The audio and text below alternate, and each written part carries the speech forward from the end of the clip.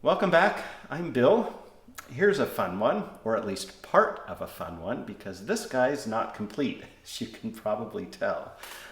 My friend Daryl up in 150 Mile House found this. I think he said he got it from a friend cleaning out a storage locker who gave it to him, and Daryl didn't want to try to source parts for it because this is a fair rarity. So he sent it down to me to see what I could do with it. And I don't know if I will ever get the parts to complete it. That may be part 2 of this video if I ever do get them. So this might just be a part 1, but I'm going to do my best to get this running with an upgrade that was common on these. But first, what is this?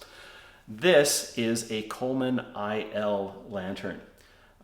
You're probably familiar with Coleman lanterns in their early years. The first one was the 316, and that's the big bulbous arc lantern. And then they came out with the much rarer 319 right after that, which is sort of a smaller version, but the guts are mostly the same. And then in 1915, they came out with the IL. The guts on this are fairly closely related to the arc lantern. It is what's called a torch light. The quick lights, which would be lit with a match, came later. This big chunky thing is actually the generator. It's filled with some kind of packing. I think it's probably asbestos. There's a manifold with the burner tubes and then an air tube hanging off the back. I'm missing that part as well as the vent and one of the supports here, but we'll take care of that. So the IL had a tip cleaner here. I'm also, the internal workings of the tip cleaner are missing, the little needle that goes up and down. And I'm also missing the wire that would go through this hole right here, and you would move that up and down to rotate the tip cleaner. And 1917, they replaced the IL with the NL, which, as far as I am aware, was exactly the same, but it didn't have the tip cleaner, which tells me the tip cleaner is probably not mission critical. The NL does have a longer generator to take up that space. I think the rest of it is basically the same. And then in about 1919, I think they came out, or 1920, they came out with the GS, which ran until 1925. And it is the same as the NL, except it has a steel fount. These others have brass founts that are nickel plated. As far as I know, the GS doesn't have any other major differences.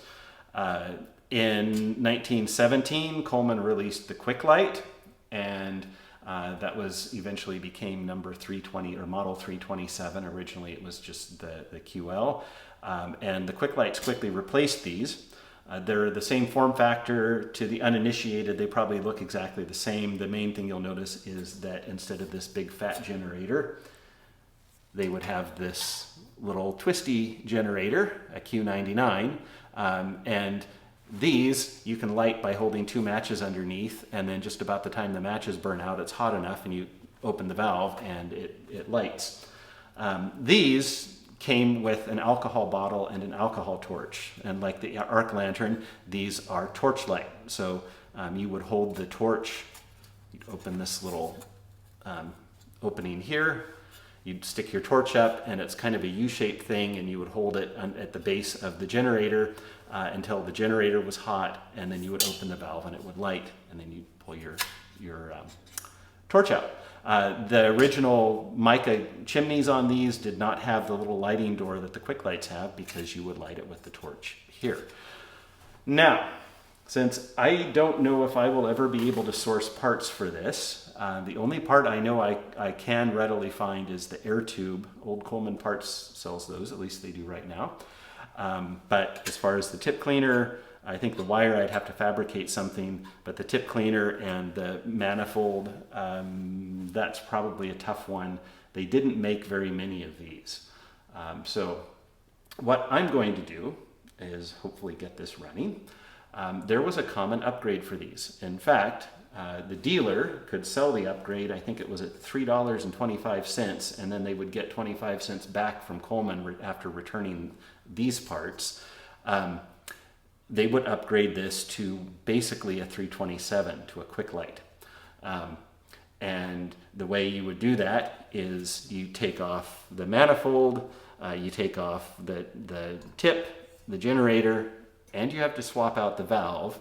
and you put a quick light, Model 327 valve on it, and all of the uppers from the 327. The dealers were encouraged to do that. It was something that was made available through the dealers to their end users. And that is why these are often confused for 327s or quick lights, is because they've already been upgraded. So this is, I think, still a legitimate restoration if I do that, because that was a legit practice back in the day that was encouraged by Coleman. So I have, originally I've got a bunch of CQ lamps around, and I was going to take the Q70 burner off of one of those and put it on here, and I realized that you have to replace the whole valve, and the Q70 valves are female on the bottom as opposed to male.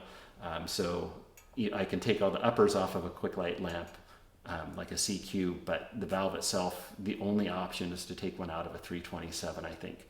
So I'm going to, at least temporarily, I hope, not permanently, but I'm going to temporarily sacrifice an old 327 I have. I only have two, but this is the first. I'm going to use parts from the first one I got that's not in the greatest of shape. And we'll get this going. I'm going to try to keep the valve stem. This has some issues. The valve stem is really tight. There's some rust in there, and it doesn't want to close all the way and seal. So we might not be able to use it, but I'm going to try. So mostly the part should work. The early 327 vents like this, without any Coleman markings on them, are nearly identical to the ones that came on these. The main difference is the early vents for these had some tabs that helped keep the mica chimney in place.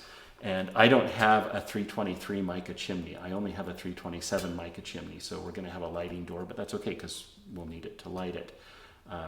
And mentioning 323, I should also say that was the part number 323 for the globes for this series. But it quickly, like the 327, became sort of the generic model name for this whole family, the IL, NL, and GS. So you'll often hear these referred to as a 323. In fact, it's actually IL, NL, and GS. So let's start tearing this down, and we'll see what we find. So this was also missing a fuel cap when I got it, but thankfully I've got several of those from some CQ lamps, and I think this one's probably period correct. I'm not 100% sure, but we'll set that aside. We'll go ahead and unscrew the tip.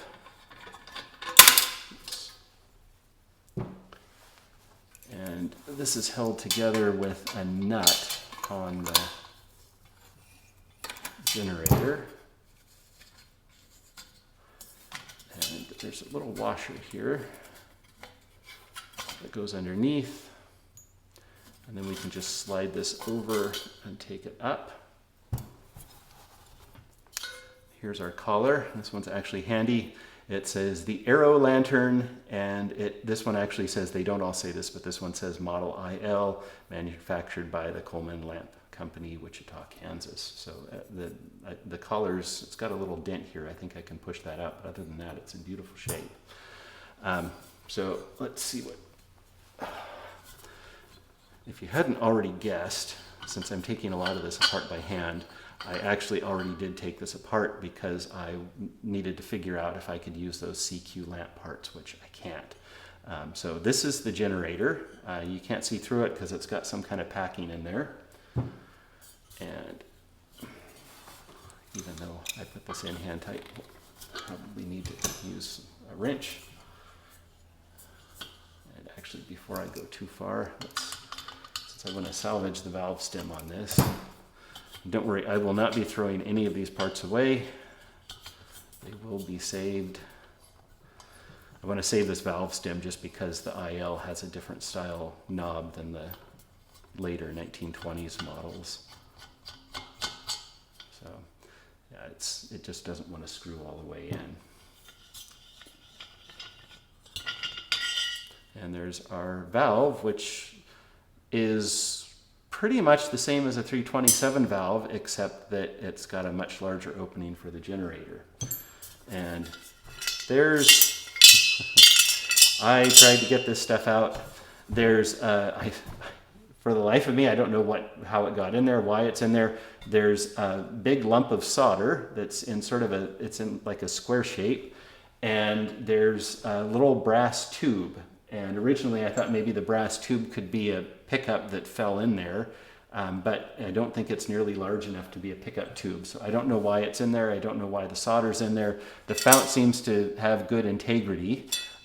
So I don't know. I've tried to fish it out with a wire, and the little piece of lead is simply way too large to come out through the hole. And I tried I can't quite get needle nose pliers on it when I've fished it up. And that little brass tube, it's probably about yay long, and trying to get it lined up with that hole to get it to come out is going to be impossible. I think I spent an hour trying earlier and didn't have any luck, so I think it's just going to live in there. So let's do some cleanup first. The main thing is the fount. I am going to put this in citric acid along with this guy. To give you an idea of what I'm missing here and what this should look like, this is the International Coleman Collectors Club Guide to Collecting Coleman Products, and it's got some great photos here. So you can see I'm missing this air tube back here, I'm missing the manifold and the whole burner assembly, and I'm missing the little wire that extends down that connects to the tip cleaning actuator. And of course, what you can't see, I'm missing the tip cleaner itself that goes on the inside. So maybe that helps. Also, I mentioned a torch. You can see a little alcohol torch here as well. That's what these would have come with. Here's our lantern soup. I've got about a teaspoon of citric acid powder per liter of water. It's simmering away. All of our metal parts are in here. I think they're mostly steel or nickel plated. There might be a couple brass pieces in there. I just tossed them in. Normally I don't do that, but we'll let this simmer away for about 30 minutes and then check it, and we'll rinse it and rub it down with steel wool. So our parts are coming out of the citric acid bath. I'm just going to rinse them with water and rub them down with some 4/0 steel wool.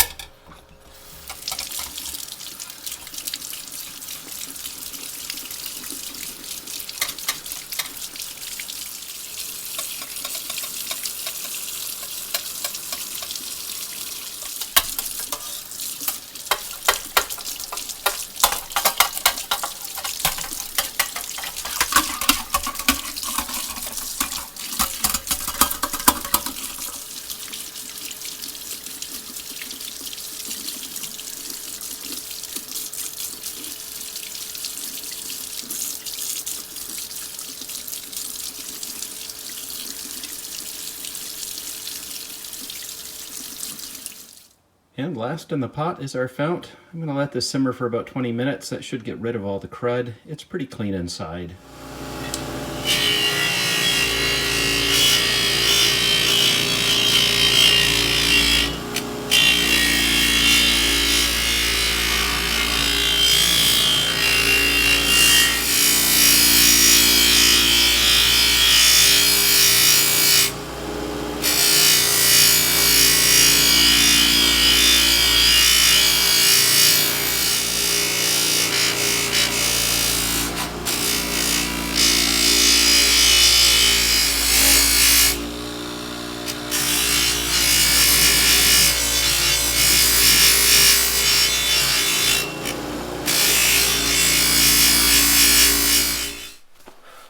Let's deal with fixing this burner frame. Now, I was going to try to straighten this out with pliers. Down here as well it was bent, and realized that wasn't going to go very well. So I got the idea to put it in the vise, and I did it a little bit at a time, rotating it and clamping it down, and I think it got it pretty good. I just forgot to hit record on the camera. So we've got this straightened out, I think, as best I can do. Now I've got a piece of 3/16 steel, that's what these are. Not plated, unfortunately, but most of the plating's worn off of these anyways. And I put it on my grinding wheel and put just a little bit of a point on the end, and it seems to fit in here very nicely now. So I don't weld, I don't have equipment to weld, so I'm going to use our old friend JB Weld, and I'm just going to put a dab on the bottom and a dab on the top, and I think that should hold it in place.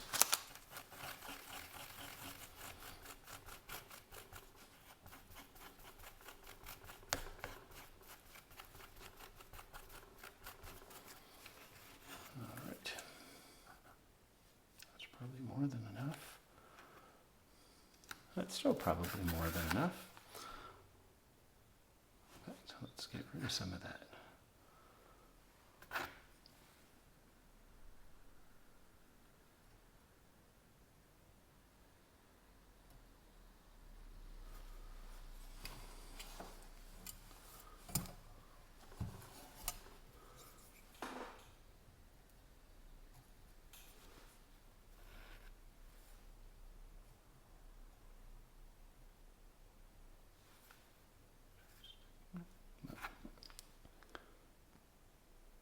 I knew I needed very little, but I need even little, or even less than I thought.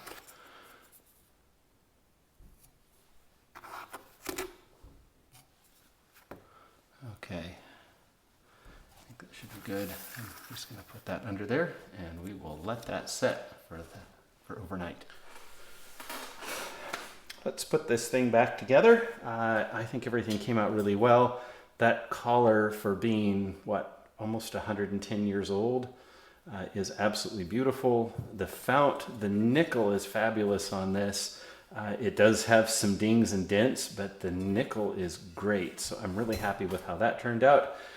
And our repair on the burner cage came out well. Oh, that's sharp. There's a little point there. Didn't know you could make a needle with JB Weld, but this is nice and solid in there. I'm going to go ahead and file that down. Probably a bit oversized. All right. Don't want to stab myself on that all the time. Yeah, I think you'd be hard-pressed to figure out which one of those was the replacement when the plating or whatever it is missing from the others. So let's see if we can get this sorted out now. So the valve, I really wanted to use the original IL valve wheel and the knob, and I don't think it's going to be possible. Just the older style is nice and round. It looks better than the 327 fiber valve wheel. But if you notice, while the valve stem would work, the nut in the valve itself, the body is narrower. And so I can't put this nut on the 327 valve, and the 327, the advancement they made in between on the IL valve, there's no stop. So in theory, you could just unscrew this valve knob all the way and end up with gas coming out, which is a little dangerous. So on the 327, it's actually pinned, and there's a little bushing just behind the pin, so you can't actually unscrew the knob all the way. So that's a safety thing. The only way I'd be able to swap the valve stems would be to drive out that pin so that I can get the nut off of this. And I don't feel like driving out that pin. I'm not sure how difficult it would be. Probably not super difficult. But I really don't want to mess up the 327 valve, because at some point this is going to go back into a 327, I expect, assuming I can get another valve for this. So let's put this in. Using some Permatex blue just to make sure that it seals.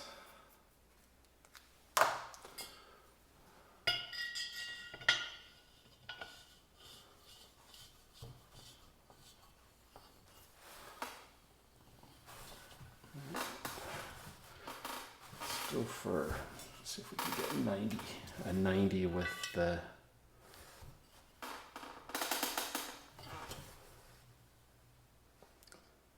that looks about right. And this, I believe this is an older one. Hope that seals. I've got a few of these old 327 or Quick Light fuel caps, and a couple of them have leaky check valves, and we'll have to check that. So now our collar goes on, and then our burner cage. Now what I'm not sure about, I think we're good like this. No, we're not. How is that going to work? So this is actually larger. So does that mean I need to enlarge that opening? Let's see what the 327 one looks like.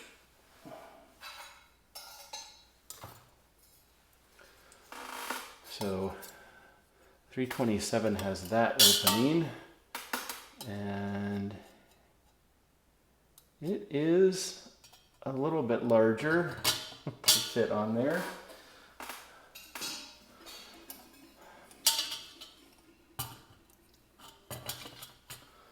So that means that I'm going to have to grind that out a little bit, which doesn't get me real excited. But I guess that's what I'm going to have to do if I want to make this work.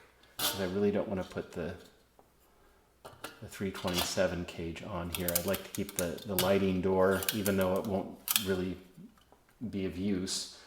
Yeah, let's see how we're going to do that. Got a grinding wheel on my Dremel, and I think this should work.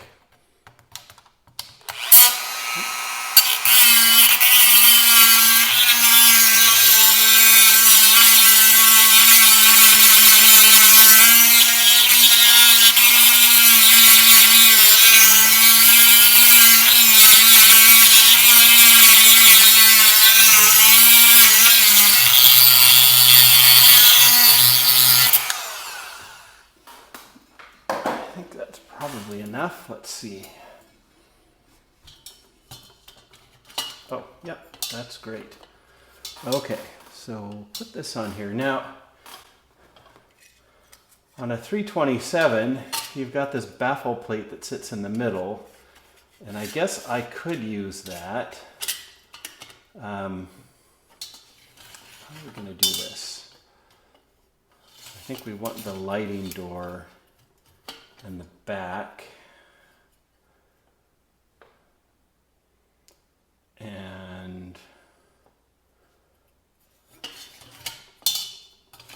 maybe we want it, actually, I think we want that to the side. So I'll put the lighting door opposite. Yeah. I'm just thinking how it's going to be oriented when I've got the burner assembly and where I want the air tube and the mantles pointing and all that. Ideally, I'd like the mantles pointing toward the valve knob. Kind of looks like that's the front and all of that, but then the lighting door is going to be difficult to access. So normally on a 327, you put this little spacer guy in there, put this baffle on, and then the little figure 8 guy goes on here and gets screwed down. But since they came out with the Q70 upgrade prior to the introduction of the baffle plate, I think we're going to try to keep this as simple as possible. And we're just going to put the figure 8 on here. Although may end up being easier said than done. These are always fun to somehow get this turned all the way around, because that back hole has to line up with that. Okay, how are we doing here? Oh. I think we're going to, well, I'm wondering if we need to use the spacer. I think we need to use the baffle plate, actually. So let's back this off. And I guess we're just going to go full 327 on this guy. Until I've never done this before. Because I noticed once this was, so what happened there, if you couldn't tell, this guy needs to be lined up with this opening in the back for the air tube. And once I had it lined up with that, it no longer cinched things down properly. So we're going to put this spacer on and the baffle plate.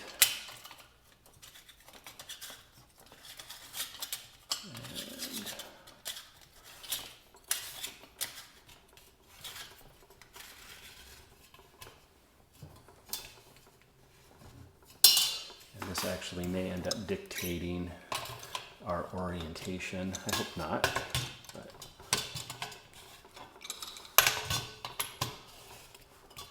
okay, still want.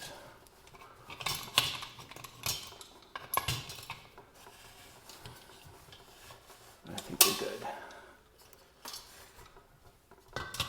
It's difficult to see the opening there. Are we clear? Yeah, we're clear all around. So we've got the air tube can go in there. I think we're oriented well. Again,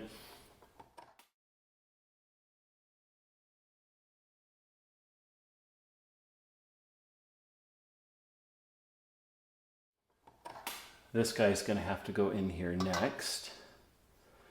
And ideally, I'd like it if we had it this way. I always kind of like it with the air tube in the back, generator in the front, and the mantle's both clear facing the knob. But that won't work in this case because of the lighting door. So now all we have to do is thread this guy in. And I've been tried to be careful with this so that I save these silk lights. This came straight off of a 327 that's in working condition. So we'll tighten that down. And we're good there.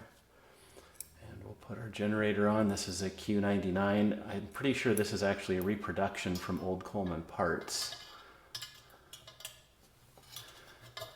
The 327 I took this off of was actually my first, and it had a bad, well, a clogged, it wasn't bad, it was a clogged Q99 generator on it.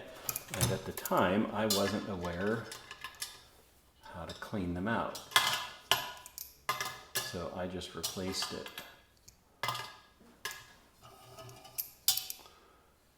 You can watch my video on Q99s and how to recover them if you've got a clog.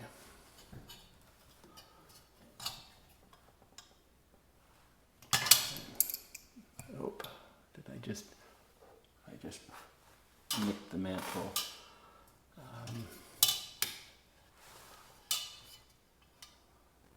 Okay, I think we're good. For a second it looked like the valve moved, but it didn't. So, all right. Let's hope we didn't nick the mantle. I do have more silk lights, but and we've got a, you know what, I'm gonna break out a nicer mica globe for this. Okay, this is a gorgeous mica chimney reproduction. This was one of the ones made by Fred Kuntz. Let's put that guy on there. And this isn't quite right. This is an early 327 vent. You notice it has no Coleman stampings or anything on it, which makes it pretty close to what would have come on an IL. The IL had these little tabs, I think there were 3 of them cut in, that helped hold the mica in place. And this is a later ball nut. The IL would have come with a closed ball nut without an opening on the top. So there we go. I think that looks great. Let's gas it up and then we'll put some pressure in it and see if she'll run. Through the magic of video editing, I've added about a pint of gas to this 2-pint fount, and let's see if this cap works. I'll put about 6 pumps in first just to light it. That way it helps prevent flooding.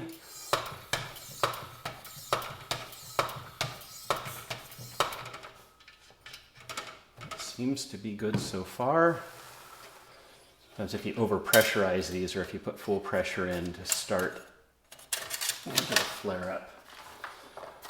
So the way to light these is not to crack it open and charge the generator first. That'll cause a flare up as soon as you add flame, which is what you're trying to avoid.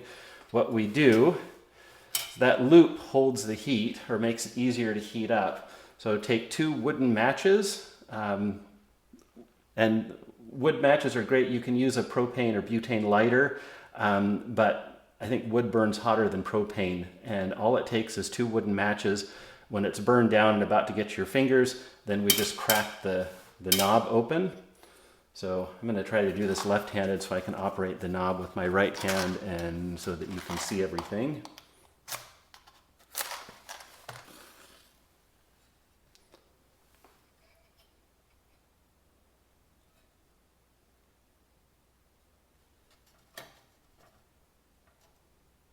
And they're not supposed to go out like that.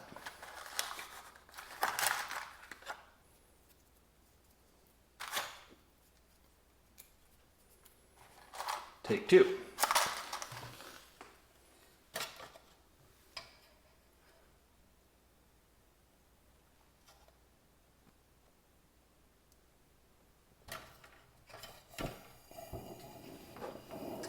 That's how it's supposed to go.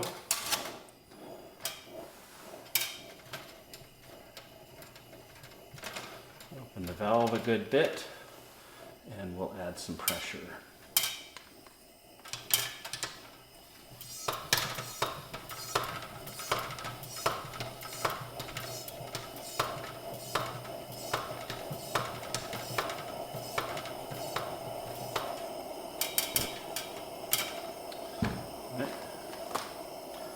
Wonderful. Wow, that's nice and bright. Doesn't look like I did too much damage to that silk light. No flame coming out the side. So,